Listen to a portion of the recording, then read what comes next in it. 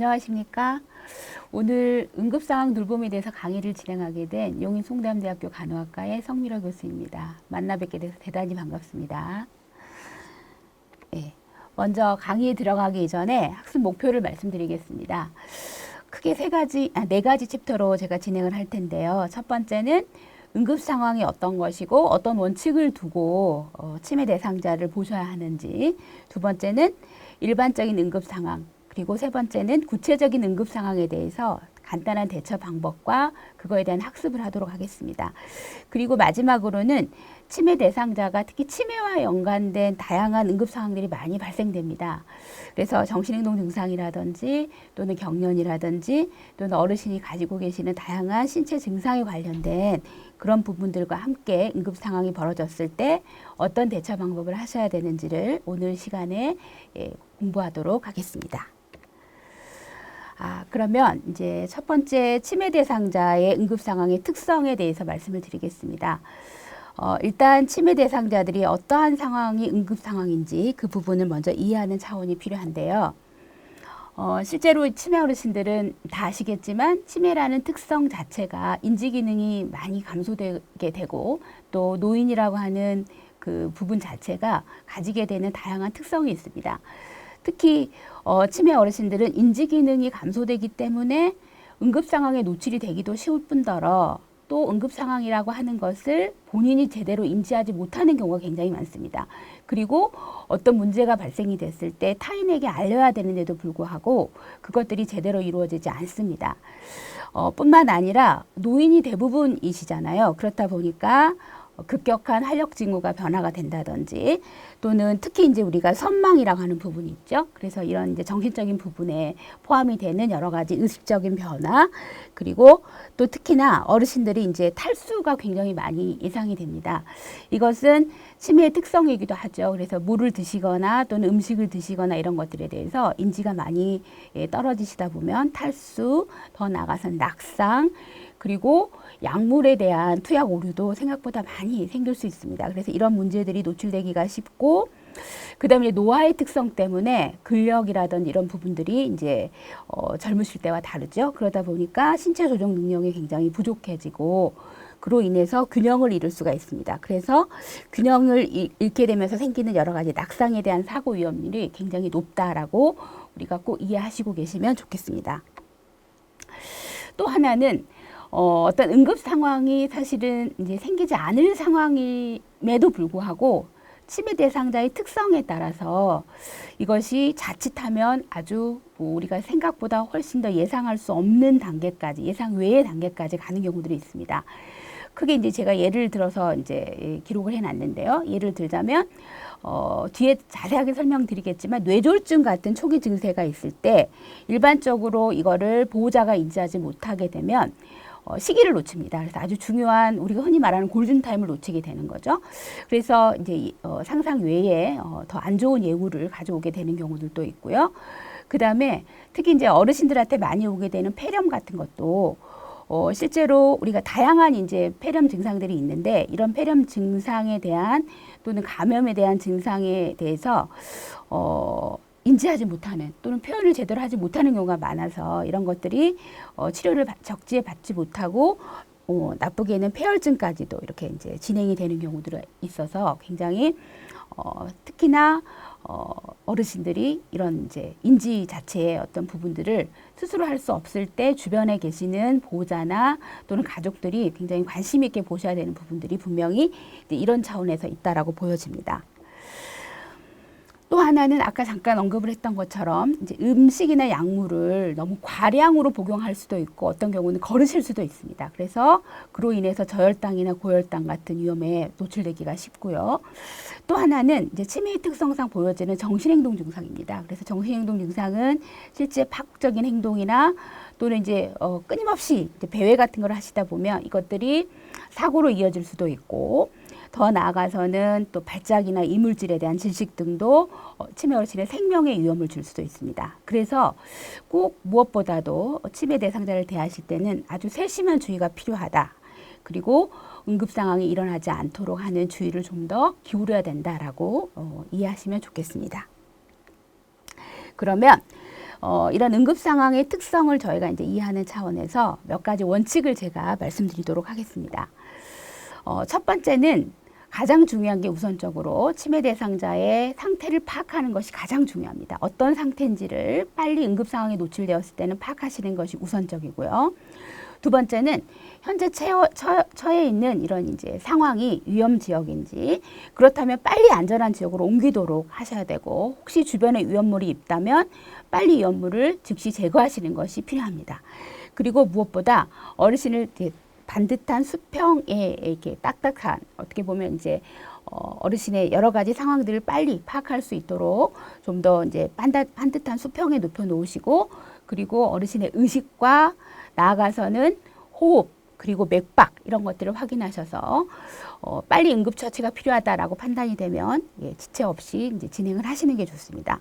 그리고 의식을 잃게 되는 경우가 있는데요. 그럴 때는 잘못하면 본인의 혀가 기도를 막을 수가 있습니다. 그래서 이럴 때는 우선적으로 무엇보다 가장 중요한 것이 기도를 확보하고, 그리고 호흡할 수 있도록 더 나아가서는 맥박이 없으면 인공호흡이나 심폐소생술을 실시해야만 합니다. 그래서 뒤에서 제가 다시 인공호흡과 또 심폐소생술, 더 나아가서는 제세동기 사용 방법들, 이런 것들은 추가적으로 더 자세히 제가 강의를 하도록 하겠습니다. 더 나아가서 저희가 이제 의식이 없는 경우에 어떻게 해야 되느냐, 이제 인공호흡으로 이제 의식이 돌아오는 경우도 있고, 또 구강에 그 이후로 분비물이 많아지는 경우들도 있기 때문에 항상 기도를 우리가 유지해 주는 게 굉장히 중요해서요. 어르신들의 포지션이 굉장히 중요합니다. 그래서 얼굴을 옆으로 해서 비스듬히한 자세를 취하는 것이 사실 이제 분비물, 구강 안에 있는 분비물이나 토사물을 잘 배출하도록 하는 아주 중요한 좋은 위치가 됩니다. 그래서 그런 식으로 이제 조정을 해주시고, 그 다음에 여러 가지 응급 상황들이 있지 않습니까? 출혈이 있는 경우도 있고, 어떤 경우는 골절, 낙상에 의한 골절이 있을 수도 있고, 또 예기치 못하는 질식이 있을 수도 있고, 또 심장이 마비, 또 심폐정지 같은 그런 상황이 벌어질 수도 있고, 그다음에 화상이라든지 샥 이런 여러 가지 응급 상황이 있을 때 이에 적절한 상황별 응급 처치를 하시는 것이 필요합니다. 그래서 뒤에 이런 상황들에 따라서 또 다시 응급 처치를 어떻게 해야 되는지는 강의하도록 하겠습니다. 특히 출혈이 계속되는 경우는 굉장히 생명을 잃을 수가 있습니다. 그래서 즉시 지혈하는 것을 꼭 기억하고 계셨다가 뒤에 이제 자세히 설명을 듣고 그런 부분들은 조금 기억하고 계시는 게 좋지 않을까라고 이제 생각이 되네요. 그리고 또 이제 나아가서 상처가 나는 경우가 있습니다. 외상이라고 하죠. 상처가 나는 경우는 이제 상처에 의해서 세균의 침입이 되기가 쉽습니다. 그래서 소독된 가제나 붕대를 이용해서 드레싱하는 게 가장 좋은데, 무엇보다 주변에 소독된 것이 없을 수도 있습니다. 그러면 제일 중요한 거는 본인이 생각할 때 가장 깨끗하다고 생각되는 재료를 가지고 지혈을 하거나 상처를 보호하시면 좋습니다. 그리고 이제 출혈 같은 부분이 있을 때는요, 또 치매 대상자가 체온이 급격히 하강되기가 쉽습니다. 그래서 보온도 굉장히 신경을 쓰셔야 되고요. 혹시 의식이 없는 경우라고 할 때랑 의식이 있는 경우라고 할 때가 조금 다릅니다. 그래서 만약에 의식이 이제 있는 대상자, 의식이 있는 대상자 같은 경우는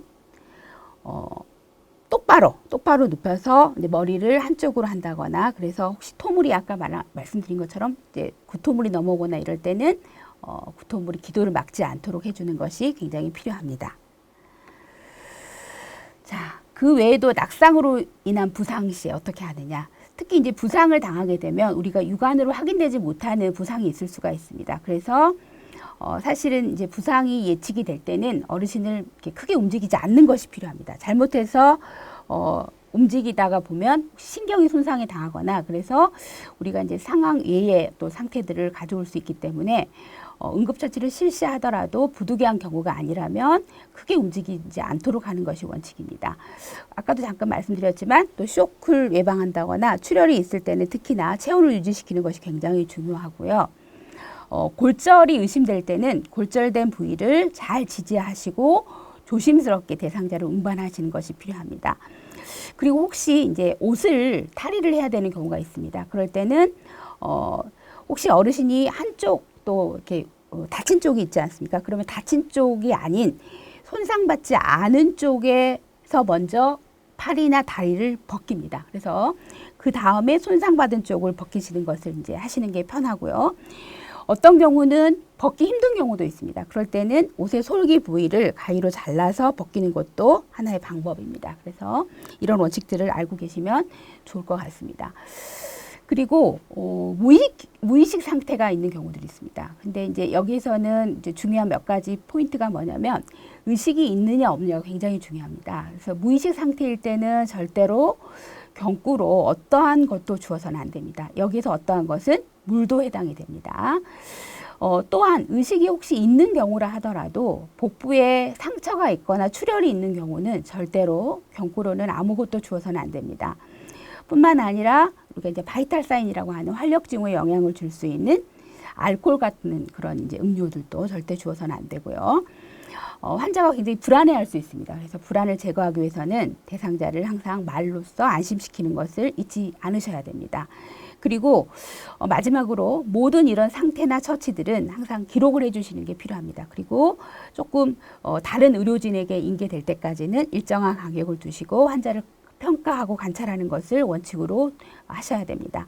그리고 무엇보다 우리가 이제 치매 안심센터 같은 이런 이제 지역사회 상황에서는 사실 이제 원활한 의료 체계가 이루어지지 있지 않기 때문에 빨리 환자를 응급 상황에서 병원으로 그것을 처치할 수 있는 병원으로 옮기시는 것이 이제 필요하다라고 보여집니다. 그리고 주변 상황에 유의해서 구급차를 부를 것인지 또 개인이 차로 병원으로 운반을 할 수 있는지를 잘 결정하시는 것이 필요합니다. 혹시 응급실을 옮겨야 되는 경우가 되신다면 즉시 옮길 병원의 응급실 또는 의사에게 연락을 하는 것이 바람직합니다. 그리고 한 사람은 처치를 하는 동안에 다른 사람은 옮겨질 병원의 의사나 응급실에 연락을 취하는 것도 필요하고요. 무엇보다 중요한 것은 주위에 있는 사람들의 도움을 받을 수 있도록 하는 것이 필요합니다. 그래서 주위 사람들에게 적절한 지시를 잘 하는 것도 응급 상황을 현명하게 대처하는 방법 중에 하나라고 보여집니다. 그러면 어떻게 구급차를 부르는지를 간단하게 보도록 하겠습니다.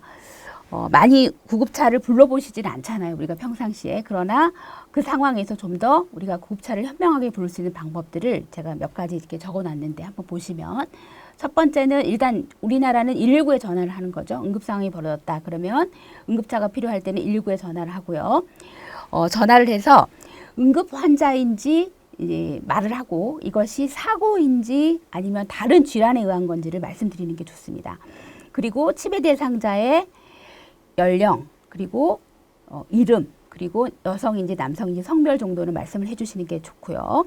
그 다음에 대상자의 상태를 말씀을 드립니다. 여기가 어디에서 언제 어떤 상태로 아주 간단하게 뭐 6카운트까지는 아니지만 간단한 상태를 전달해 주시고 무엇보다 중요한 거는 지금 현재 정확한 정보가 장소가 어딘지를 말씀하시는 거죠. 혹시 외부에서 5개에서 사고가 났다 그러면 주변에 눈에 띄는 가장 큰 건물의 이름을 알려주시면 됩니다. 그리고 응급차가 도착할 때까지 그쪽에서 이야기하는 지시에 따라서 주의사항을 지키시면 큰 문제가 없을 것 같습니다. 그리고 치매 대상자가 일부 의식이 있는 경우는 굉장히 불안합니다. 그래서 구급차가 곧 온다라는 안심을 시켜주시고 혹시 대상자를 꾸준히 보고 계시는 주치의가 있다. 그러면 주치의에게 연락을 하시는 것도 필요합니다. 혹시 대상자가 어떤 구토를 했다거나 또는 이제 배설을 했다거나 뭔가를 마셨다거나 그럴 경우에는 그 물건, 독극물이라든지 마신 물건 또는 분비된 토사물 이런 것들을 함께 가져가시는 것도 좋은 방법입니다. 꼭 알아두기로 정리하고 다음 챕터 넘어가도록 하겠습니다. 첫 번째 말씀드렸던 거는 치매 대상자가 인지 기능이 저하되기 때문에 또 의사소통의 장애로 인해서 응급 상황에 노출되기 쉽습니다. 그래서 주변에 계시는 가족이나 또는 보호자 또는 이제 저희처럼 치매 안심센터에 근무하는 이런 직원들은 항상 치매 어르신들을 주의 깊은 관찰을 해야 되는 것을 잊지 않으셔야 됩니다. 두 번째는 의식을 잃으면 가장 우선 중요한 거는 기도를 확보하는 겁니다. 그래서 기도를 확보하고 호흡, 또 맥박이 없으면 지체 없이 인공호흡, 또 심폐소생술을 시행하는 것이 좋습니다. 뒤에서 심폐소생술을 좀 더 자세하게 말씀드리겠습니다. 그리고 아까 말씀드린 것처럼 어르신이 무의식 상태이다. 그럴 때는 절대로 경구로는 어떠한 것도 주셔서는 안 됩니다. 혹시 낙상으로 인한 부상이다라고 보여질 때는 육안으로 보이지 않는 부상이 있을 수 있기 때문에 부득이한 경우를 제외하고는 크게 움직이지 않도록 해야 됩니다. 혹시 또 쇼크를 예방하기 위해서는 더불어서 대상자의 체온을 유지하시는 것도 굉장히 중요합니다. 또 모든 대상자의 상태는 처치하셨던 부분이라든지 이런 것들을 기록하시고 응급 상황에서 병원으로 인계되기까지는 자주 일정한 간격을 두시고 대상자를 관찰하고 평가하시는 게 필요합니다. 또한 응급처치 시에 다른 일행이 있다면 한 사람은 처치를 하는 동안에 그 다른 일행은 즉시 응급실에 연락을 하거나 옮겨질 의사에게 연락을 취하는 것이 필요합니다. 네, 두 번째는 이제 응급상황 대상자, 일반적인 응급상황에서 어떤 대처를 해야 되는지 말씀드리겠습니다. 그래서 첫 번째가 이제 정보 수집에 관한 부분입니다. 실제 이제 치매 어르신들은 적절한 치료를 하는 것이 굉장히 중요한데요. 그러기 위해서는 신속하고 정확한 정보를 수집하는 것이 필요합니다. 그래서 이렇게 얻어진 정보는 실제로 우리가 본인만 알고 계셔서는 안 되고 다른 관계되는 직원이나 또는 의료인과 의사소통을 할 필요가 있고요. 우리가 이렇게 치매 어르신의 병력이라든지 또는 신속한 정보를 얻는 목적이 있습니다. 이것은 가장 지금 현재 문제되는 것이 무엇인지 이것을 신속히 확인하고 나아가서는 응급처치를 할 때 가장 우선순위로 둬야 되는 건 뭔지를 파악하는 것도 목적 안에 이제 있습니다. 그래서 병력을 조사하거나 병력이라는 것은 이제 어르신이 이전에 어떤 질병을 갖고 계셨는지 또 우리가 지금 어떤 게 가장 문제가 되는지 이런 구체적인 조사를 하는 것들을 이야기하고요. 그래서 이런 정보를 파악하는 것이 가장 우선적으로 중요하다고 보여집니다. 이렇게 조사된 정보들은요, 실제 어르신을 치료할 때 치료 결정에 아주 중요한 자료가 되기도 하고, 그리고 혹시 병력 조사를 우선으로 한다라고 해도 어르신의 상태가 기도가 폐쇄되는 경우로 이렇게 이제 예측이 되거나 보여질 때는 그것보다 우선적으로 응급처치가 필요합니다. 그래서 응급처치를 먼저 실시하는 것이 필요하고, 그 다음에 혹시 가능하다면 사정을 하면서 동시에 응급처치를 실시하는 것도 굉장히 효과적이다, 이렇게 보여집니다. 정보 수집에서 가장 먼저 파악해야 될 거는 그럼 뭔가 이거죠. 그래서 실제 어르신이 가장 문제가 된다라고 보여지는 이제 칩 컴플레인입니다. 그래서 어르신이 지금 주 호소로 이야기하는 거, 이것은 주로 어르신의 주관적인 증상이 되겠고, 실제 어르신이 정상적인 상태에서 지금 현재 문제가 되는 비정상으로 변화되는 것들 또는 그거에 따른 어떤 통증이라든지 기능적인 문제 이런 것들을 주 호소로 보시면 됩니다. 그리고 치매 어르신의 특성상 이것이 어르신에게 직접 파악되지 못하는 경우가 많습니다. 그럴 때는 가장 가까이 있는 가족에게 이런 정보를 파악하는 것도 하나의 방법이고요. 특히 이런 이제 칩 컴플레인이라고 하는 주호소는 어르신을 발견하는 즉시 빨리 파악하는 것이 가장 우선적으로 필요합니다. 그렇다면 우리가 어르신의 이제 병력이나 주호소를 조사할 때 어떤 방법으로 어떤 순서로 하는 것이 좋은지를 말씀드리겠습니다. 첫 번째는 지금 현재 문제되는 곳이 어딘지, 그 다음에 혹시 통증이 있다면 거기가 어딘지, 이 통증이 혹시 다른 쪽으로 방사가 되는지, 그리고 어떤 상황에서 발생되는지 그것이 중요합니다. 그래서 그걸 위치라고 우리가 이야기를 하고요. 두 번째는 혹시 통증이 있다면 이것이 어떤 통증인지, 날카로운 통증인지, 어딘가 찢어지는 통증인지, 아니면 약간 둔한 느낌으로 묵직한 통증인지 이런 것들을 알아보는 통증의 질이죠. 퀄리티라고 이야기를 하고, 그 다음에 그 정도가 얼마나 심한지를 물어보시는 게 필요합니다. 그리고 이것이 얼마나 자주 아픈지, 그 다음에 얼마나 많이 아픈지 이런 것들이죠. 그래서 그 강도, 양을 물어보시는 거고, 그 다음에 한 번 아플 때 또는 한 번 이런 문제가 있을 때 얼마나 지속이 되는지, 그리고 언제부터 그렇게 시작이 됐는지, 그리고 또 한 번 아플 때 얼마 동안 지속되는 시간은 어떤지 이런 것들도 확인하시는 게 필요합니다. 그리고 이제 무엇보다 이런 손상과 관련된 경우에 이것이 어떻게 발생하는지를 물어보시는 겁니다. 그리고 이것이 혹시 신체적인 원인이 다른 문제가 있어서 그런지도 함께 파악하시는 것이 필요합니다. 그리고 이런 증상이 나타난 첫 번째 경위가 언제고, 그리고 어떨 때 혹시 이제 완화가 되거나 악화되는 경우가 있습니다. 그래서 혹시 환자가 움직이거나 또는 숨을 쉬거나 또는 환자가 뭐 어떤 다른 행동을 하거나 이럴 때 혹시 더 악화되거나 또는 조금 통증이 완화되는 이런 것들도 확인하시면 좋습니다. 그 다음에 관련된 호소 내용이죠. 예를 들자면 통증이 있으면서 이제 속이 이렇게 메스꺼운 오심이 있다거나 또는 통증이 있을 때 같이 구토가 동반이 된다거나 그 다음에 또 그거와 함께 뭐 두통이 있다거나 이런 것들이 함께 호소가 될 때는 그것도 함께 파악하시는 것이 좋습니다.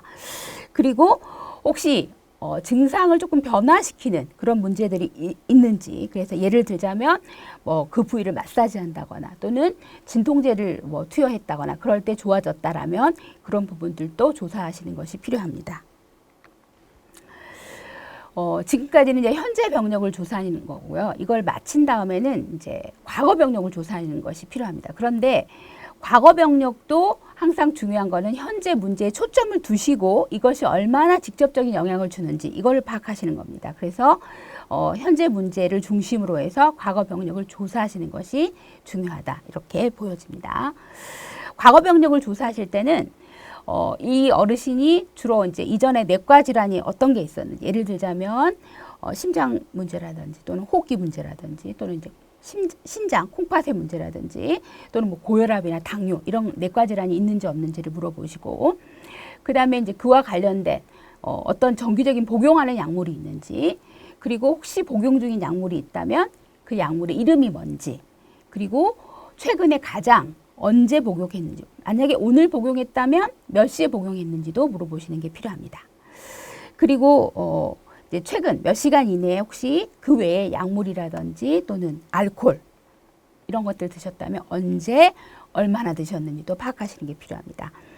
그리고 이제 무엇보다 혹시 어르신의 이제 알레르기 같은 반응을 보시는 게 되게 물어보셔야 됩니다. 예를 들자면 우리가 이제 임상에서 어떤 상황이 벌어질 때 가장 많이 쓰는 약이, 응급 상황에서 자주 쓰는 약이 리도케인이라는 약이 있습니다. 그래서 이런 약들은 생각보다 알러지 반응을 보이는 분들이 있어서 이전에 이런 상황이 벌어졌을 때 어떤 약을 썼는데 내가 이런 알러지가 있었다라는 것들을 혹시 갖고 계시는지도 여쭤보셔야 되고요.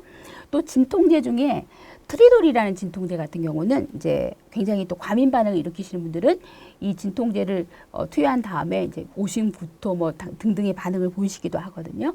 그래서 혹시 약물에 대한 알레르기가 있는지도 파악하시는 게 필요합니다.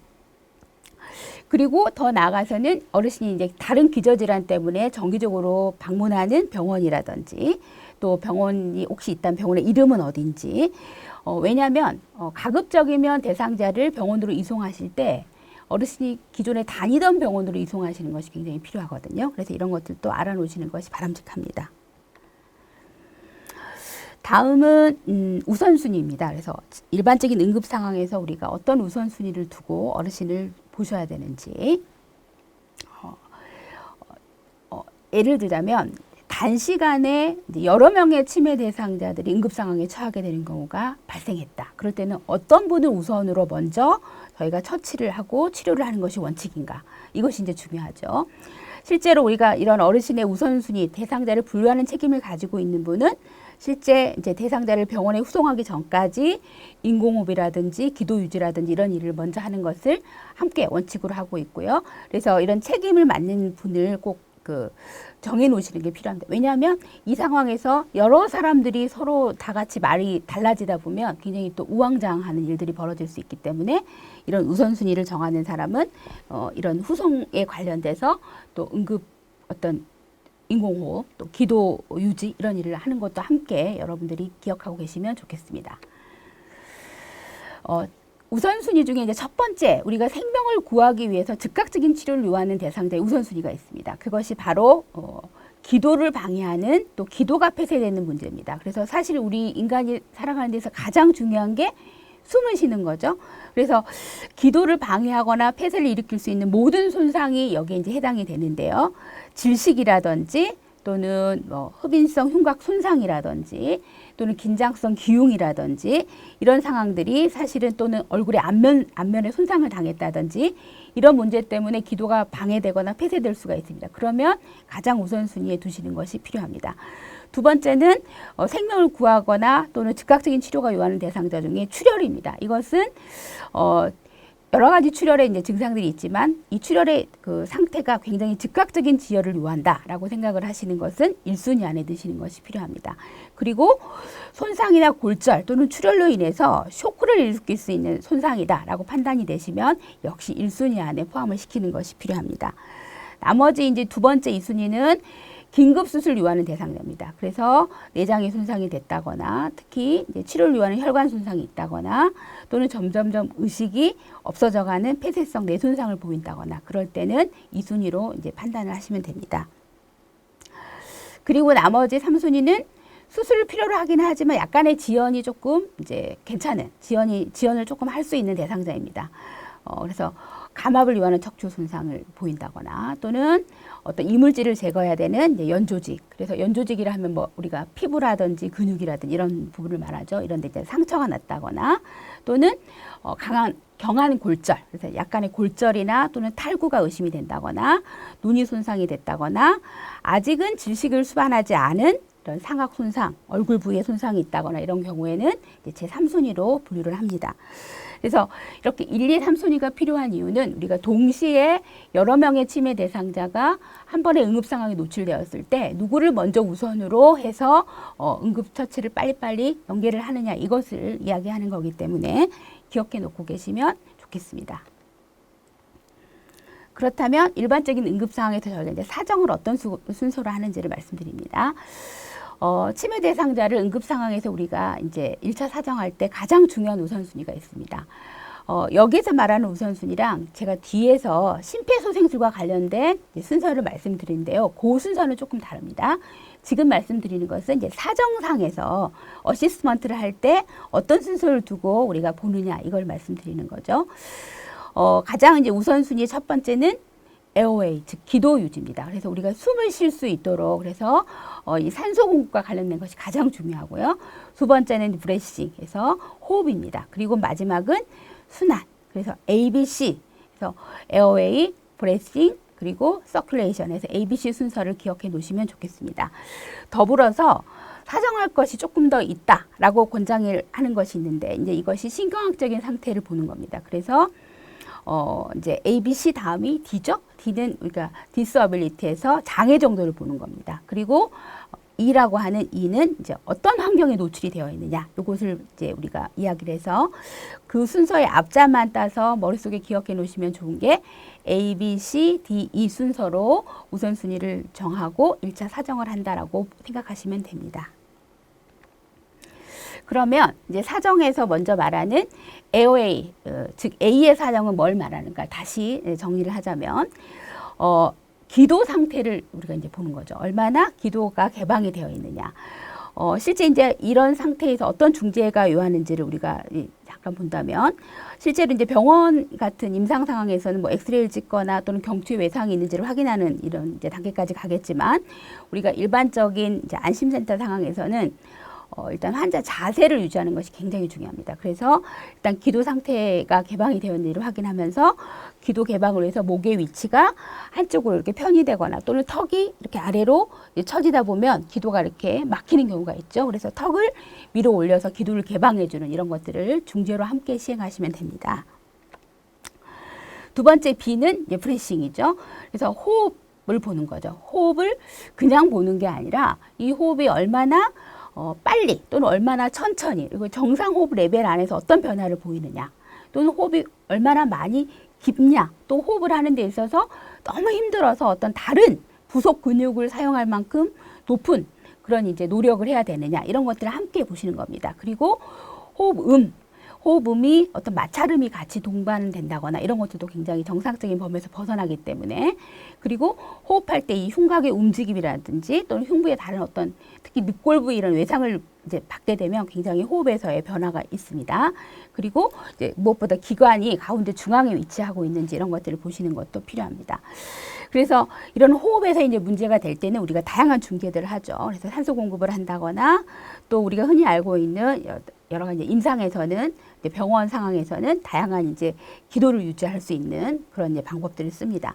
그래서 뒤에 제가 이제 그림을 살짝 준비했는데 예를 들자면 구강 기도기라든지 비강 기도기 또 이제 우리가 흔히 인투베이션이라고 하는 기관 삽관 그리고 콤비튜브라고 하는 것도 있거든요. 이런 것들을 사용해서 우리가 이제 조금 더 호흡을 원활하게 할 수 있도록 도와줍니다.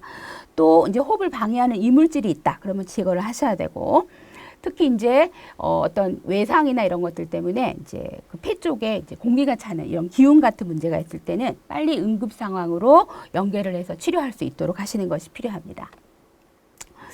방금 말씀드렸던 이제 그 호흡에 도움을 줄 수 있는 다양한 이제 그 기구들이죠. 이거는 이제 흔히 우리가 임상에서 주로 많이 쓰는데요.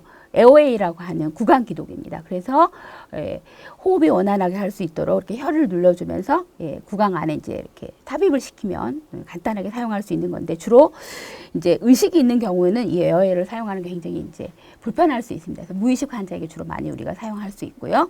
그 외에도 이제 코를 통해서 비강으로 기도를 유지해주는 비강 기도기도 있고, 아까 제가 말씀드렸던 이제 기관 삭관 같은 경우는 이렇게 이제 모양이 이런 식으로 생겨서 기도에까지 들어가게 되죠. 이 그림을 보시면 확인될 수 있을 것 같습니다. 그래서 이런 다양한 이제 기구들을 사용하기도 하지만, 역시 이것도 우리가 이제 임상상에서 사용할 수 있는 기구들이라는 것을 이해하시고 계시면 좋겠습니다. 그 외에 이제 세 번째는 이제 순환이죠. 서큘레이션을 이야기하는데, 특히 이제 우리가 서큘레이션을 사정하는 방법 중에는 맥박과 혈압, 그리고 얼마나 출혈이 있는지, 뒤에 또 모세혈관이 얼마나 재충만이 빨리 되는지, 또 피부나 점막의 색깔이 어떤지, 그리고 이제 하트 리듬, 심장의 리듬은 어떤지, 이런 것들을 사정하는 겁니다. 혹시 맥박이나 또는 심장 리듬이 잡히지 않는다거나 그럴 때는 바로 심폐소생술에 들어가야 되겠죠. 그리고 이제 그에 따르는 적절한 투약이라든지 제세동기를 사용한다거나 이런 식으로 해서 이제 우리가 진행을 할 수 있고, 출혈이 많이 예상이 된다 그럴 때는 출혈 부위를 직접 또 압박하거나 또는 기구를 이용해서 지혈을 하거나 이런 방법들을 사용합니다. 그 외에도 이제 응급실 같은 경우에는 정맥으로 이제 어떤 수액요법을 실시하거나 이런 응급 상황들을 이제 처치하게 되는 거죠. 그 다음에 이제 ABC 외에 이제 추가적으로 할 수 있는 신경학적인 검사죠. 그래서 이제 우리가 기능 상태, 디서빌리티를 이야기하는데, 혹시 이분의 의식이라든지, 그다음에 이제 동공의 어떤 변화, 그다음에 이제 운동, 감각, 기능 이런 것들을 이제 보는 거죠. 실제로 이제 우리가 경추에 외상을 입는 것은 굉장히 중요합니다. 그래서 신경학적인 상태를 보는 이유도 우리가 뇌라든지 또는 이제 척추에 손상이 있는지 없는지를 보는 거거든요. 그래서 무엇보다 우리가 어떤 이제 낙상이라든지 또는 어떤 외상에 의해서 혹시 척추에 손상이 될 수 있었겠다라고 판단이 될 때는 경추를 무리하게 움직여서는 안 되기 때문에 경추를 고정하는 것을 사실 원칙으로 하고 있습니다. 그래서 그런 부분들도 알고 계시면 좋겠고요. 그 다음에 이제 마지막이 환경적인 사정입니다. 그래서 환경이 얼마나 또 어떻게 노출이 되느냐가 굉장히 중요하죠. 아주 너무나 극한 추위라든지 또는 극한의 더위 같은 거, 이런 것들과 함께 외상의 정도를 파악하는 거죠. 그래서 적절한 치료 방법으로 이제 진행을 할 수 있도록 하는 것이 이제 사정 순서 안에 포함이 됩니다. 다음은 이제 응급 대상자의 세부 평가를 보도록 하겠습니다. 첫 번째는 이제 리스판스입니다. 의식 수준을 파악하는 거죠. 응급 상태 평가의 첫 번째 단계라고 우리가 보시면 됩니다. 그래서 치매 대상자가 혹시 의식이 없다라고 판단이 되면, 또는 의식이 있는지 없는지를 판단하실 때는 대상자의 어깨 쪽을 이렇게 움직이시면서 혹시 괜찮으세요? 제 말 들리세요? 라고 이렇게 부드럽게 어깨 쪽을 흔들면서 반응을 살피시면 됩니다. 그런데 이때 대상자가 어떤 신음소리를 낸다거나 또는 이렇게 움직인다거나 반응을 보인다거나 이런 것들은 다 의식이 있는 거죠. 그런데 이렇게 어깨를 흔들면서 괜찮으세요? 제 말 들리세요? 라고 물어보거나 이제 반응을 요구해도 전혀 그거에 대한 반응이 없다. 그러면 우리가 그것을 무의식이다, 무의식 상태다라고 이제 판단하시면 됩니다. 자, 그래서 의식 수준을 평가하는 이제 단계를 우리가 이렇게 4단계로 평가를 하는데요. 방금처럼 이렇게 이제 말씀을 하실 때 대상자가 어떤 반응을 보이고 현재 이제 상태들이 정확하게 판단이 되는 알럿 상태, 명료함이라고 우리가 표현을 하죠. 두 번째는 음성에 어떤 말을 했을 때 반응을 보이는 정도는 우리가 레스판스 투 버발 오더라고 해서 V라고 이제 표현을 합니다. 그 다음에 그 음성으로 반응을 안 보이는데, 예를 들자면 이렇게 살짝 누르거나 꼬집거나 어떤 통증을 유발했을 때 반응을 이렇게 보이는 경우가 있습니다. 손을 치운다거나 이렇게 밀어낸다거나 이런 것들이 이제 통증에 의한 반응을 해서 우리가 이제 response to pain에서 P라고 표현을 합니다. 그리고 이런 여러 가지의 상태에서도 반응을 보이지 않는 경우는 우리가 unresponse에서 무반응이라고 판단을 합니다. 그래서 이렇게 의식 수준의 평가를 이런 식으로 이제 할 수 있다라는 것도 기억해 놓고 계시면 좋겠습니다.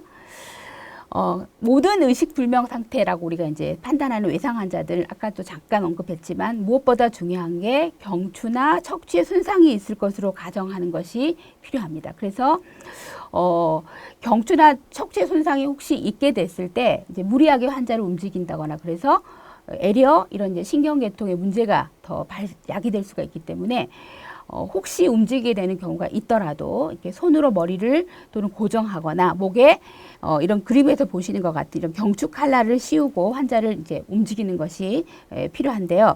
실제 이제 이런 부분들을 얼마나 우리가 초기에 잘 대처하느냐에 따라서 이 다음에 환자 예후와도 아주 깊은 관계가 된다라고 생각하시면 좋겠습니다. 두 번째는 이제 기도 유지입니다. 그래서 기도가 개방이 되어 있는지를 평가하는 것입니다. 그래서 치매 대상자가 말을 할 수 있다면 기도 폐쇄나 또는 호흡 부전 징후가 있는지를 조사하는 겁니다. 그래서 혹시 대상자가 이제 말을 하는데 예를 들어서 숨을 쉬실 때, 호흡을 하실 때 약간의 어떤 그르렁그르렁한 소리가 들린다거나 또는 뭔가 이렇게 협착음이 들린다거나 이런 것들은 약간의 호흡 부전이 있다라고 판단하시면 됩니다. 그리고 또 구강 안에 이물질이 있는지도 보셔야 됩니다. 혹시 이런 이물질이 또 기도를 폐쇄해서 기도를 또 이제 방해할 수 있기 때문에 이런 이물질이 있는지를 조사하시고 이물질이 있다면 즉시 제거하시는 것이 필요하고요. 그 다음에 기도 폐쇄는 실제 이제 조직의 산소 공급을 저해합니다. 즉, 우리 몸에, 사실 산소가 제대로 들어가지 못하면 그 이후에 나머지 이제 상황들이 예측이 되죠. 그래서 이런 조직의 산소를 저해하고 더 나아가서는 생명을 위협하는 그런 상태까지 가기 때문에 즉각적인 처치를 취하시는 것이 필요합니다. 그렇다면 어떤 경우에 기도를 방해하는지, 기도 장애 요인이 있는지를 보시겠습니다. 첫 번째는 아까도 여러 번 언급했던 무의식 치매 대상자입니다. 그래서 무의식 치매 대상자의 경우에는 이제 무의식 상태에서 혀가 기도로 말리면서 기도를 폐쇄하는 경우가 있습니다. 그럴 때 이제 기도가 폐쇄될 확률이 많고요. 그 다음에 또 어르신들이 특히 틀니 같은 걸 착용하시는 경우에 이제 무의식 상태에서 틀니가 빠지거나 이래서 틀니라든지 또는 그 외의 이물질들이 기도를 막는 경우가 있습니다. 그래서 이런 경우도 장애 요인이 되고, 그 다음에 이제 후두에 염증이 있다거나 그런 경우도 기도를 막는 장애 요인이 되기도 합니다. 또 외에도 안면에 또는 구강에 출혈이라든지 또는 구토, 그래서 구토물들이 또 기도를 막을 수도 있고, 그 다음에 얼굴이나 이제 얼굴 조직의 어떤 연부위에 이제 손상을 받았다거나 그럴 때도 문제가 되고, 또 안면에 골절을 입는다거나 그럴 때도 이런 이제 기도를 장애하는 요인들이 되기 때문에 이런 경우의 대상자를 이제 발견하시거나 보시게 된 경우에는 특히나 이런 기도 유지에서 깊은 이제 사정과 관심을 가지셔야 되는 것이 필요합니다. 혹시나 이제 기도 폐쇄의 징후가 있다라고 하실 때는 그럼 어떻게 처치를 하셔야 되느냐는 거죠. 그래서 기도를 유지하는 방법이 크게는 이제 몇 가지 방법이 있는데, 일단은 이제 기도를 유지하는 방법 중에 이런 이제 두 가지 방법이 있습니다. 첫 번째는 이제 두부를 약간 뒤로 밀면서 이제 하악, 즉 턱을 위로 올리는 거죠. 그래서 지금 그림에서 보시는 것처럼 이마를 이렇게 뒤로 한 손으로 밀고 한 손으로는 이제 턱을 치켜 올려주는 겁니다. 그러면 이렇게 기도가 유지가 일직선으로 이렇게 열리면서 기도를 이제 유지할 수 있도록 해주는 방법이고, 두 번째는 이제 두 손으로 다 이 턱을 하악 견인법이죠. 그래서 턱을 위로 올리는 겁니다. 그러면 역시 이제 이것도 기도를 유지할 수 있는 이제 두 번째 방법. 어떤 방법이 있는지 사용하셔도 별 문제는 없습니다만 이런 기도를 유지하는 이제 간단한 방법들은 알고 계시는 게 좋겠습니다. 그 다음에 혹시 이제 경부에, 목에 어떤 손상이 의심된다라고 하면 아까 기도를 유지하는 것도 중요하지만 기도를 유지하시다가 잘못하면 어떤 이제 또 경추에 손상을 입을 수가 있죠. 그래서 방금처럼 하악 견인법을 사용하실 때도 머리와 경부를 이렇게 비틀거나 하지 마시고 중립을 유지할 수 있도록 하시는 게 필요하고요. 혹시 구강 내 이물질이 있다. 그럴 때는 이물질을 제거하시는 게 필요하죠. 그래서 손가락을 이용해서 이물질을 훔치는 방법들을 사용하시면 되고, 그 다음에 이제 이물질이 기도를 완전히 폐쇄해서 환자가 어떤 이제 무의식 상태가 예상이 된다. 기도가 완전히 폐쇄됐다. 그럴 때는 우리가 나중에 이제 또 배우시겠지만 미국 심장협회라든지 적시사자 기준에 근거해서 이제 그 다음 단계를 이제 처치하시는 것이 필요합니다. 요거는 뒤에 다시 또 추가로 강의하도록 하겠습니다. 호흡입니다. 호흡. 그래서 이제 기도 유지와 더불어서 환자의 호흡 상태를 사정하는 거죠. 호흡 상태를 평가하실 때는 지금 이제 그림에서처럼 대상자의 코 주위에 얼굴을 대시고요. 가슴을 바라보시는 거죠. 마치 이 그림처럼. 그래서 대상자의 코 주위에 내 얼굴을 가져다 대고 눈으로는 가슴을 보시는 겁니다. 그래서 가슴이 이렇게 주로 이제 흉부호흡을 하기 때문에 가슴이 움직이는지를 함께 보시면서 코에서 이렇게 이제 호흡을 하다 보면 이렇게 뭔가 공기가 나오는 걸 확인하게 되죠. 이런 것도 있는지 없는지. 혹시 호흡을 하고 있다 하더라도 이 호흡이 얼마나 빠른지 또는 얼마나 느린지 속도를 이렇게 같이 평가하시는 게 필요하고, 얼마나 호흡의 깊이라든지 또 호흡이 양쪽이 왼쪽과 오른쪽이 동시에 대칭성이 유지가 되는지 이런 것들도 함께 파악을 하시면서 확인하시는 것이 필요합니다. 그리고 또 이제 가슴을 여시고 흉부를 좀 노출시키고 아까 말씀드렸던 것처럼 외형의 어떤 대칭성 또는 호흡할 때 어떤 마찰음 같은 것들이 들리는지도 함께 보시고, 그 다음에 호흡하는 양상이 굉장히 힘들게 이렇게 목 근육이라든지 복 근육, 부가적인 호흡근들을 같이 사용하고 있는지도 같이 보시는 게 필요하고요. 그 다음에 대상자가 말하는지 들어보고 말하기 어려운 대상자 또는 숨이 가쁘지만 말하기 어려운 대상자, 이런 경우들은 이제 호흡 보조기구를 사용할 수 있도록 하는 것이 이제 필요합니다. 신체 검진상 발견되는 호흡기 장애로 인해서 잠재적인 생명에 위험을 주는 그런 이제 상황들을 말씀드리겠습니다. 첫 번째는 환자의 청색증입니다. 특히 입술이라든지 손톱 부위의 청색증을 확인하게 되고요. 두 번째는 이제 호흡이 곤란되거나 또는 이제 저산소증 때문에 오는 호흡 억제입니다. 그리고 비대칭성 호흡 운동, 즉 오른쪽과 왼쪽의 폐가 동시에 움직이지 않고 비대칭적으로 움직이는 경우입니다. 그 외에 이제 흉부 외상인데요. 흉부 외상에는 긴장성 기흉이라든지 또 영가양 흉부, 개방성 흉부 외상 이런 것들이 있는데 굉장히 말이 어렵죠. 그래서 긴장성 기흉이라는 것은 다른 건 아니고 어떤 외상이 대부분 이제 원인이 됩니다. 흉막 안에 다량의 공기가 고이면서 그 압력 때문에 심장 반대편에 이제 폐까지 이제 눌리게 되면서 호흡곤란이 초래되는, 주로 예를 들자면 이제 늑골이 이렇게 골절이 된다거나 이런 경우들이 이제 긴장성 기흉을 가져오는 가장 흔한 원인이 됩니다. 두 번째, 영가양 흉부라는 거는 방금 이야기했던 것처럼 늑골 골절 중에도 3개 이상의 늑골이 2군데 이상 골절이 됐다. 이런 경우를 우리가 영가양 흉부다 이렇게 이야기를 합니다. 그 외에 이제 창상에 의해서 뭐 개방성 흉부 외상이 있다거나 이런 경우들은 이제 우리가 흉부 외상과 함께 호흡기 장애로 잠정적인 생명의 위협까지 가져올 수 있는 상태를 야기하게 되는 겁니다.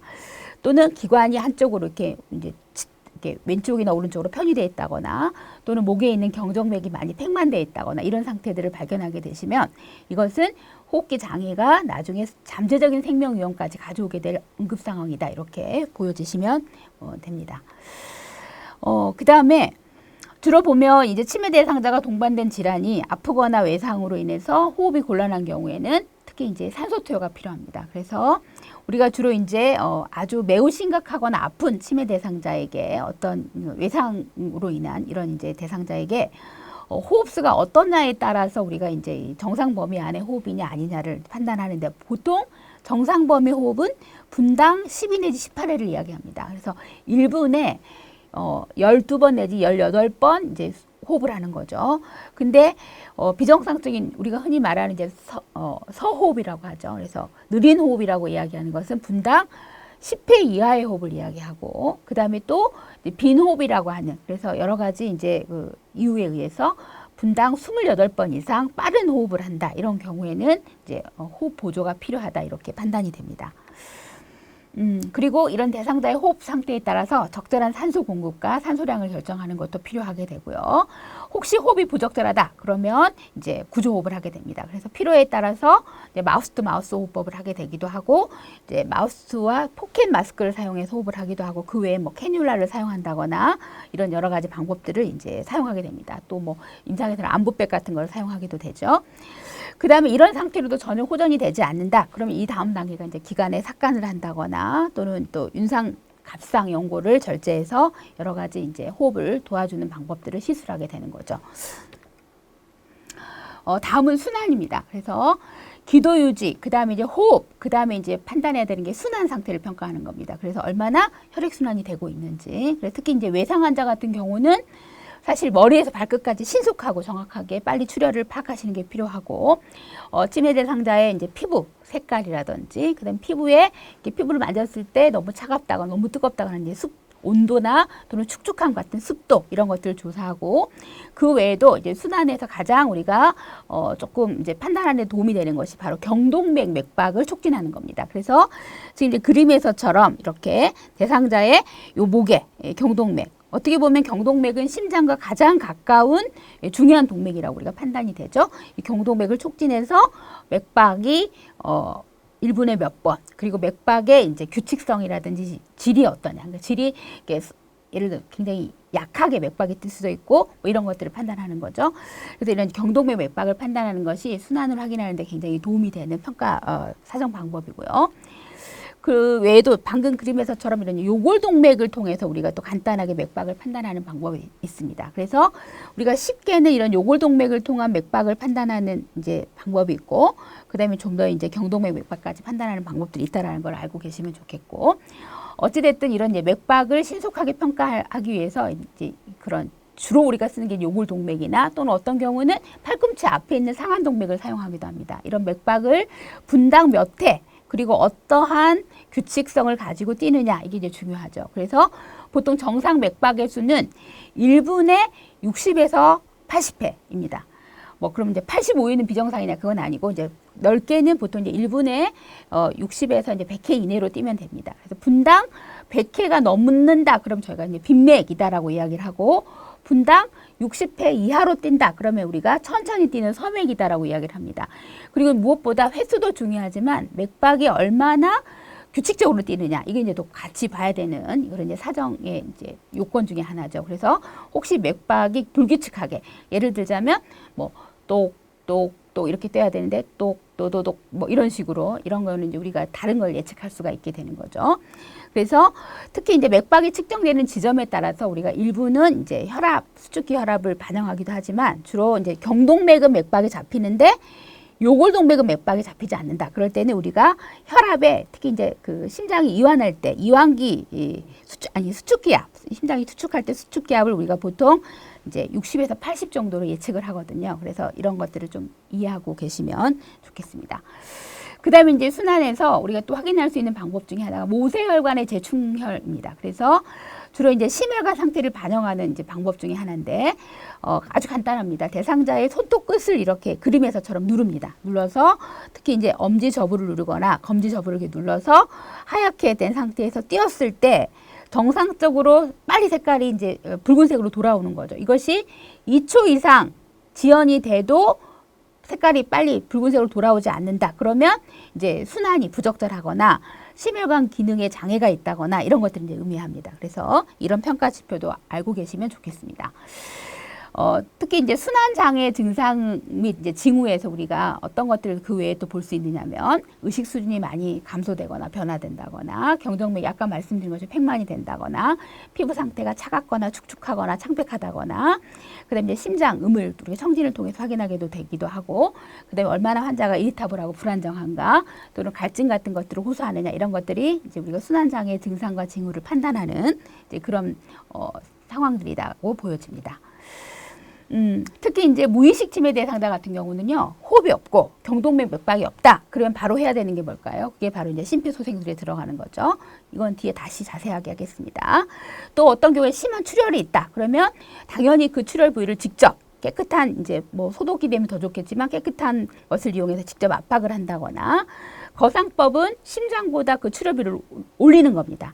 그리고 어떤 경우는 직접 출혈 부위를 압박하는 경우도 있지만 출혈 부위에 가장 이제 그 연관을 주는 혈관, 그 바로 좀 위쪽에 있는 혈관을 압박 지점으로 놓고 눌러서 이제 지혈을 하는 경우도 있습니다.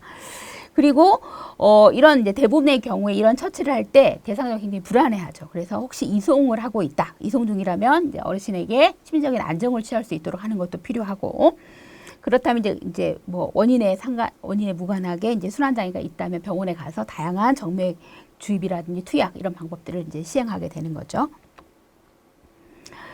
그다음에 이제 순환 다음에 이제 디서빌리티, 즉 이제 기능 장애입니다. 그래서 대상자가 얼마나 기초적인 의식 수준을 평가하는 데 있어서 이제 신경학적인 검사를 아주 간략하게 하는 방법인데요. 대부분의 이제 의식 있는 대상자들 같은 경우는 옆에 있는 사람이 누구고, 지금 있는 장소가 어디고, 그다음에 지금 현재 시간이 어떻고, 이런 진압력을 이제 평가하는 거죠. 그래서 환자 이름을 물어봅니다. 치매 어르신의 이름, 그다음에 여기가 어딘지, 지금이 언젠지, 이런 이제 오리엔테이션에 관련된 거. 그래서 치매 대상자가 정확히 대답을 한다. 그럼 이제 명료하다 또는 진압력이 있다, 이렇게 저희가 이제 표현하면 되고, 이름이나 주변 환경에 혼란이 있다, 그러면 이제 진압력이 없는 걸로 이렇게 표현을 하죠. 그래서 혹시 이제 의식이 없는 경우에도 우리가 이제 보셔야 되잖아요. 의식이 없다 그러면 아까 제가 잠깐 앞에서 언급했던 것처럼 자극을 주는 거예요. 그래서 흉골이라든지 또는 이제 이 눈에 안화부 있죠. 눈이 이렇게 눈동자 이렇게를 싸고 있는 뼈죠. 안화뼈를 이렇게 손으로 누른다거나 그랬을 때 환자가 이렇게 몸을 움직인다거나 이제 통증이 있거나 아프기 때문에 손을 밀어낸다거나 또 이렇게 움츠린다거나 이런 위축되는 반응을 보이면 이런 것들은 이제 일단은 이제 의식이 이제 있다, 이렇게 이제 아니 의식이 없는 상태는 그런 것들을 판단을 할 수가 있는 거죠.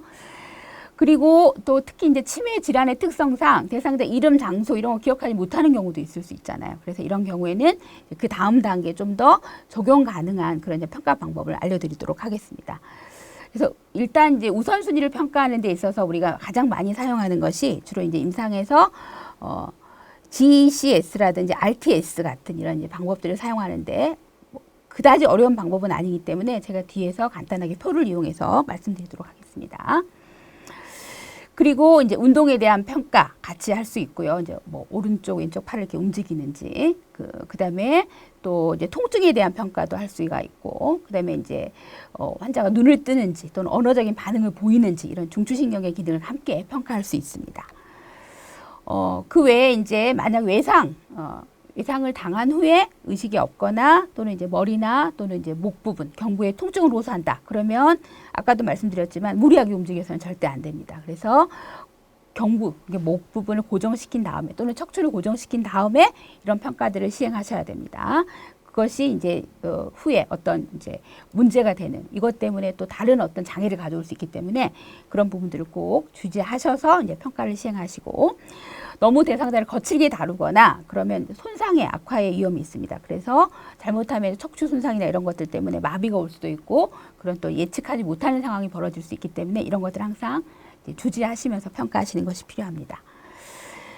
그리고 특히 이제 머리나 척추가 손상이 됐다. 그러면 사실 이런 경우는 병원 환경에서 평가하는 것이 마땅하죠. 그래서 굉장히 생각보다 일반적인 평가가 어렵기 때문에 이제 그런 부분들은 알고 계시면 이제 이해하고 계시면 될 것 같고, 아까 제가 언급했던 이제 CGS와 이제 RTS라고 하는 이제 평가 방법을 간단하게 말씀드리겠습니다. CGS는 주로 이제 우리가 글라스고우 혼수 계수라고 그래서 의식 상태의 중증도를 평가하는 도구인데요. 주로 이제 눈 반응과 운동 반응과 언어 반응 이 세 가지를 이제 모두 4에서 6단계로 나누어서 토탈 점수를 내는 겁니다. 토탈 CGS 점수가 3점 미만이다. 그러면 이제 아주 심한 혼수를 이야기하고 7점보다 더 아래다. 7점 이하다. 그러면 혼수 상태. 15점 정도 되면 의식이 명료한 상태를 우리가 이야기합니다. CGS는 이제 이런 상태를 보는 거죠. 크게 이제 세 가지, 눈 뜨는 반응, 그리고 이제 언어 반응, 그리고 운동 반사 반응입니다. 그래서 실제로 환자가 눈을 자발적으로 뜨고 감는다. 그러면 4점을 다 주시면 됩니다. 그리고 환자에게 이름을 부르거나 눈 떠보세요 라고 뭔가를 이야기를 하면 눈을 뜬다. 그러면 이제 버발로 말을 했을 때 눈을 뜬다. 그러면 3점. 통증, 아까 잠깐 말씀드린 흉골을 압박한다거나 뭔가 이렇게 자극을 줬을 때 통증에 의해서 눈을 뜬다 그러면 2점이 되겠고, 어떤 반응에도 전혀 눈을 뜨지 않는다 그러면 1점입니다. 그다음에 언어는 아까 그 시간, 장소, 사람 이런 진압력을 잘 가지고 있다 그러면 5점이고 대화를 하긴 하는데 이제 약간 이렇게 뭐라 그러죠? 혼돈된 대화를 한다 그러면 4점. 그리고 이제 언어 자체가 부적절한 정도로까지 대화를 한다 그러면 3점. 말을 하긴 하는데 이해 불명, 그러니까 말 자체가 무슨 말인지 전혀 이해를 못하는 거죠. 그럴 때는 이제 2점, 전혀 이제 언어 반응이 없다 그럼 1점입니다. 그다음 운동 반사는 자 오른손 올려보세요. 예를 들어서 손가락을 뭐 엄지를 구부려 보세요. 뭐 이런 걸 이제 명령을 줍니다. 그래서 그 명령에 잘 따르시면 6점 다 주고. 통증의 구소적인 반응, 즉 이렇게 손을 예를 들어서 어딘가를 자극을 줬을 때 움직인다거나 이런 반응이 보이면 일단 5점이고 움직이는 반응이 아니라 이렇게 움츠려드는 거죠. 그 정도 자극에도 움츠려든다 그러면 4점 정도 주시면 되고 그 외에 이제 이상 굴절, 그래서 굴절이랑 안으로 이렇게 구부러지는 거죠. 신전은 바깥으로 이렇게 펴지는 이런 반응이 있을 때는 각각 3점과 2점을 주시고 이런 운동 반사가 전혀 없다 그럼 1점을 주는 겁니다.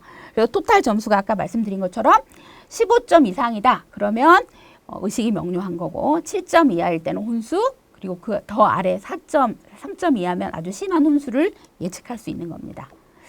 그 다음에 이제 RTS 점수는 이런 이제 기능 상태가, 이제 조금 더 토탈에서 보는 거죠. 그래서 예를 들어서 아까 글라우코스 그 코마 스퀘어하고 CGS 검사랑 혈압과 그다음에 호흡수를 함께 보는 겁니다. 그래서 아까 토탈 점수가 13에서 15점일 때는 몇 점이냐 이렇게 이제 분류를 하는 거죠. 그래서 수축기 혈압과 분당 호흡수가 90 mmHg 이상이 되고 분당 10 내지 12회 정도로 호흡을 하면서 아까 CGS 점수가 13에서 15점이다 라고 하면 이제 RTS 점수는 4점이 되는 거죠. 그럼 굉장히 기능 상태가 어떤 걸까요? 예, 좋은 거가 되는 거죠. 그런데 CGS 점수가 4에서 5점 그리고 수축기 혈압이 49 이하 그 다음에 분당 호흡수가 5회 미만이다. 그러면 RTS는 1점. 그러면 우리가 예측하기에는 굉장히 지금 기능 상태가 좋지 않은 아주 안 좋은 걸로 판단이 되는 겁니다. 이렇게 토탈 점수를 함께 보고 예측할 수 있는 그런 이제 사정 방법이 있다는 거를 기억하고 계시면 좋겠습니다. 자, 그 외에도 노출된 의복, 즉 이제 외상이 없고 의식이 없는 치매 대상자, 또 자극 반응이 없는 치매 대상자, 이런 대상자들에게는 우선적으로 우리가 뭔가 혹시 목이나 손목에 관련된 병명이나 관련된 어떤 것들을 이제 부착하고 계실 수가 있거든요. 이런 것들도 꼭 확인하셔야 되고, 그 다음에 일부 대상자는 응급 상황에 대비해서 이제 자신이 가지고 있는 당뇨라든지 심근경색, 근무력증 같은 것들을 질환이 있다라는 것을 이제 표시하고 계시는 경우도 있기 때문에 대상자의 신체를 살피는 것도 굉장히 중요합니다. 또 이제 내과 환자들 같은 경우는 이런 병명 표시뿐만 아니라 혹시 이제 심박동 조율기를 이식하고 있다거나 또는 이제 피부 부종이 있다거나 이런 경우는 실제로 이제 의복을 노출시켜야만 옷을 벗겨봐야만 할 수 있죠. 그래서 그런 경우는 이제 의복을 노출된 의복을 통해서 평가가 가능하고 그 외에도 이제 또 옷을 벗긴다 그 의복을 노출된 의복을 통한 평가 중에 하나는 이제 우리가 보이지 않는 이제 외상이죠. 그래서 옷을 벗겨서 살핌으로 인해서 상처 부위를 찾는다거나 예를 들면 골절이라든지 뭐 좌상이라든지 이런 손상 이런 것들을 우리가 옷이 가려져 있어서 확인하지 못하는 경우가 있기 때문에 그런 거에도 평가가 필요하고 그러나 이제 이렇게 대상자의 이제 의복을 노출시킨다는 것 자체는 사실 이제 어떤 수치감이라든지 또 불안함을 유지할 수 있기 때문에 이런 것들을 항상 체온 유지를 할 수 있게 담요를 덮어준다거나 또는 충분히 사생활을 지켜주시면서 파악하는 것이 필요합니다. 다음은 이제 활력 증후, 바이탈 사인을 말씀드리겠습니다. 특히 이제 우리가 이런 대상자의 상태를 충분히 평가하고 관찰하는 데 있어서 이런 활력 증후는 굉장히 용이한데요. 우리가 각각의 활력 증후의 정상 범위를 알고 계시는 것이 필요합니다. 먼저 이제 맥박을 제가 말씀드리겠습니다. 맥박은 우리가 펄스라고 하죠. 정상 맥박은 1분에 아까 잠깐 언급했던 것처럼 60에서 80, 더 나아가서 60에서 100회 정도로 우리가 봅니다. 그런데 이 횟수도 중요하지만 얼마나 규칙적으로 맥박이 뛰는지 그리고 강도가 어쩐지 이런 것들 같이 함께 평가하는 거고 혹시 100회 이상으로 분당 맥박이 빨리 뛰는 빈맥이다. 그러면 이제 최근에 뭐 뜀뛰기를 하거나 운동을 하고 왔을 경우에도 그럴 수 있죠. 근데 이제 그 외에도 불안하거나 놀라거나 출혈을 많이 했다거나 또는 이제 저산소증이라든지 또는 심방에 부정맥이 있다거나 이런 기타 문제를 우리가 예측할 수 있는 거예요. 또 하나는 반대로 60회 이하로 뛰는 서맥입니다. 이거는 실제로 정상적인 상태에서도 있어요. 일부 이제 심폐 기능이 좋은 훈련을 잘 받은 운동 선수들은 뭐 분당 60회 이하로도 뛰는 것도 정상이지만 그 외에 분들은 주로 이제 섬액이 예측이 되는 치매 어르신들 같은 경우는 두개 내압이 많이 상승돼 있다거나 또는 이제 심한 샥이라든지 심부정맥 또 전사수증 이런 어떤 기타 문제들을 우리가 있다라는 걸 이제 의심할 수 있기 때문에 평가의 항목에서 선생님들이 이제 기억하고 계시면 좋겠고, 그 다음에 이제 우리가 BP라고 하는 이제 혈압입니다. 혈압은 이제 혈압의 정의를 잠깐 말씀드리면 심장이 수축할 때 동맥벽에 이렇게 닿는 압력, 이걸 이제 우리가 수축기압이라고 하고, 심장이 또 이완할 때 동맥벽에 닿는 압력, 이걸 우리가 이완기압이라고 합니다. 그래서 흔히 숫자로 나타내죠. 정상 혈압은 120에 80입니다. 물론 이제 혈압은 혈압계를 통해서 재겠죠. 그래서 정상 혈압은 120에 80인데 뭐 우리가 이제 고혈압 전 단계 또 고혈압 단계 이렇게 하지만 보통 140에 90 이상일 때를 우리가 이제 고혈압이다라고 정의를 하고요.